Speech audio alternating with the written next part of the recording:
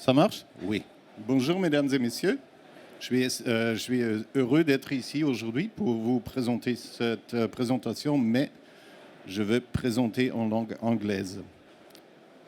So, welcome to this presentation. I'm very happy to be here and present these figures on global statistics of hydrogen refueling stations. I'll try to go ahead with the slides. Not sure how it works. No, I'm not able to advance the slides, so I'll start anyways and leave the colleagues to perhaps explain. There it comes. Oh, yeah, first presentation of my company. Our company is called Ludwig Bölkow Systemtechnik. It's a very German name, so we're located in Germany. We have been established 40 years ago to work on hydrogen energy issues, which we actually have done since then. Our founder did this after his professional career as managing director of what is today called Airbus. So he was in the aerospace industry and a business leader, industry leader in Germany at the time. So we have worked on hydrogen, and very specifically for today, I present our statistics on global hydrogen refueling stations. We have been mapping those statistics since 15 years now, and the figures that I'm showing you today are really latest figures. We have published them today at 10 o'clock in our press release that we put out annually. So you can have all the figures that I present today also on our website, which is called h2stations.org. It features an interactive map, as you can see by the screenshot on the lower right-hand side, and it has statistics and maps on the website, which I'll go through with you today. So this is the statistics since 10 years about global hydrogen refueling stations available for vehicles globally, as I said. So including the statistics for the year 2022. We have 814 refueling stations in operation, which is 129 more than last year. Most of these are really new stations, but I think it was 131 new stations and 2 were closed down. So net, it is 129 more than last year. And you see that the increase has been quite stable over a number of years from 2015 to 2019, and then things accelerated. We have 3 new countries in this sense, so the Colombia in Latin America, Cyprus and Israel have their first hydrogen refueling station since last year. So if we look at world regions, we see the blue bars, the blue columns here for Asia. That's essentially Japan, Korea, and China. And you have the green bars, which is Europe, and the gray bars, which is North America. So you can clearly see that the Asian development has been much stronger the last 3 years than in the other world regions. Europe has been continuing to expand. And let's say the US or North America, which is essentially the US, is well, more or less stable and advancing only slowly. Now this is the map that you can, where you can see the location of each of the refueling stations. And if you go on the interactive map on the website, you can go down to each of these stations and find the exact location.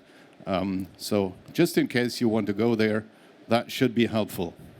And as you can see, there's a strong concentration in Europe, a strong concentration in East Asia, and somewhat concentration in California and a little less on the east coast of the US. Sorry, going back just to see, the blue dots are actually in operation, these refueling stations, and the red-orange dots are plannings that have been announced and are concrete planning. So if we look at the regions again, but now looking at which of these stations are publicly accessible for passenger cars, essentially, and which of these are private, so not publicly accessible. These are fewer, that's the shaded parts of the columns. And you can see that in the past 3 years, these non-publicly accessible refueling stations have increased quite considerably. So there is a new trend, and that means this is for captive fleets, essentially of buses and trucks. So the publicly accessible stations are more for passenger cars, and the non-publicly accessible are for captive fleets of duty vehicles and buses. And that's a similar development in all 3 world regions.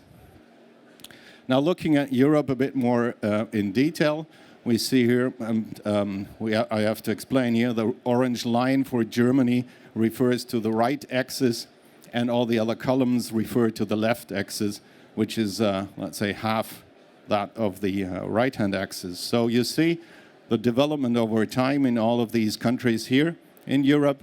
Germany has 105 hydrogen refueling stations up and running. France is second with 44 refueling stations, and then there's a certain gap to the next countries.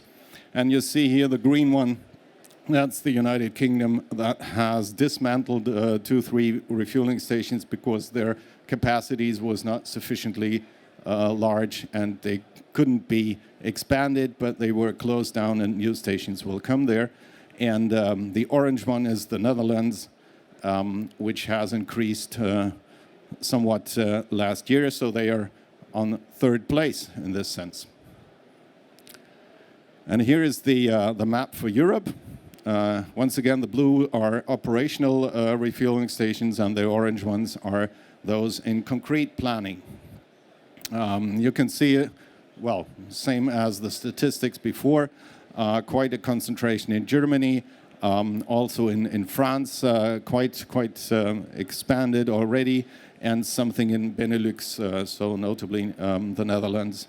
A little thinner in the UK. Spain has advanced quite a bit last year, and we're having, let's say, fewer in the Nordic countries, essentially, in the east of Europe, and rather thin in Italy still. And the southeast of Europe is still not very developed in this sense.